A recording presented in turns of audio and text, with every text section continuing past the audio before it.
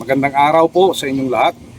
Ako po ay si Police Lieutenant Colonel Joel Enlicha, ang Deputy Provincial Director for Administration ng Northern Samar Police Provincial Office na pinamumunuan ng aming Provincial Director na si Police Colonel George B. Buyaco Jr. Nais po naming paabot ang aming buong suporta at pagbati sa Department of Education, Northern Samar, sa pangunguna ni School Superintendent Division, Superintendent Gaudencio Alhibe Jr. Kaugnay ng itinaraos na Schools Division Address.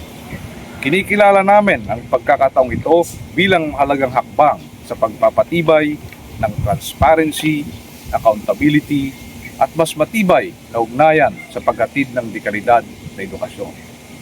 Makakaasa kayo na ang NSPPO ay patuloy na magiging katuwang sa pagpapanatili ng ligtas, maayos at kaaya-ayang kapaligiran para sa mga mag-aaral at guro sa buong lalawigan.